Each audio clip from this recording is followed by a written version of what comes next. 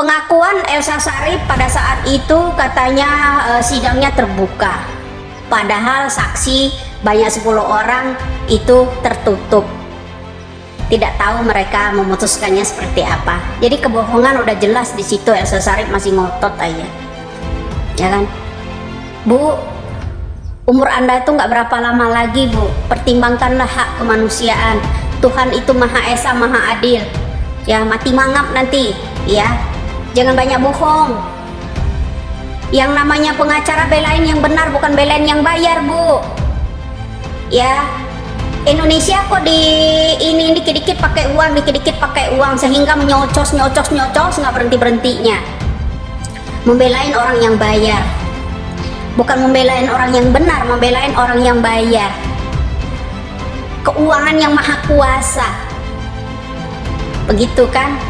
Ya, berdebat juga dengan yang namanya Bapak Susno Duaji juga sama, ngotot aja. Ya maklum lah, ya kita tahu sebelumnya Ibu kan membela juga bandar kan, ya sebagai pengacara seorang bandar dulu kan. Nah jadi udah nggak heran, ya kan. Nah mana yang satu lagi pengacara nggak bunyi lagi, sibuk cari panggung di atas derita yang namanya Peggy Setiawan selama ini.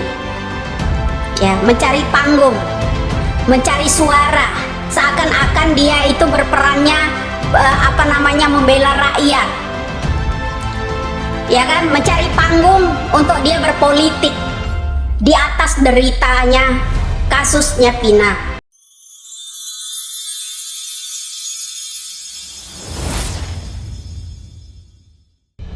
Dua fakta baru kasus Vina Cirebon dibocorkan tim kuasa hukum Peggy Setiawan, sentil Ibtu Rudiana.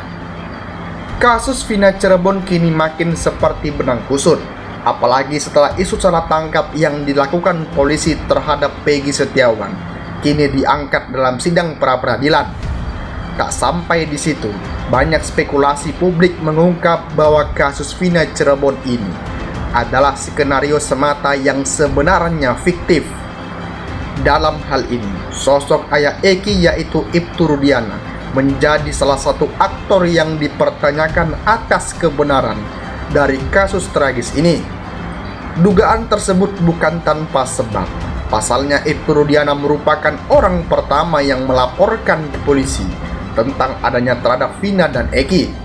Dalam hal ini, Ibtu Rudiana bertindak sebagai pelapor dan diketahui telah mengisi BAP. Berdasarkan BAP Ibtu Rudiana tersebut, mengantar kasus Vina Cirebon semakin rumit karena dinilai tak cukup ada saksi kuat merujuk pada kejadian ini. Pendapat tentang keraguan ini pun muncul dari salah satu tim kuasa hukum Peggy Setiawan yang belum lama ini turut mengungkap pendapatnya. Dua fakta baru kejanggalan kasus Vina Cirebon. Tim kuasa hukum Peggy Setiawan mengungkap tentang Eki yang dibawa Dani dan Andi naik motor ke flyover. Kejadian itu merupakan pengalaman cerita yang tertulis di BAP Rudiana. Tim kuasa hukum Peggy lalu mempertanyakan tentang sosok Dani dan Andi yang membawa jenazah Eki ke flyover.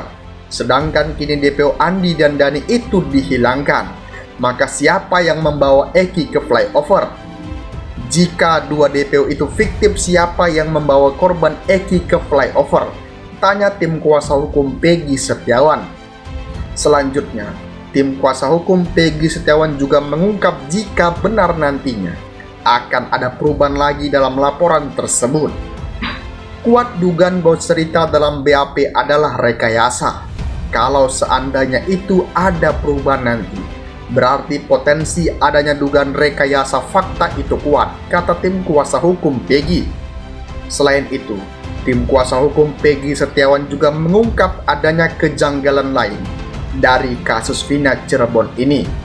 Kejanggalan yang dimaksud berhubungan dengan alat bukti dari penyidik.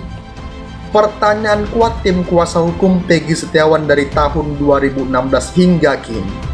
Pihak penyidik masih belum bisa membeberkan bukti-bukti selain saksi dan ahli dari kasus Vina Cirebon ini.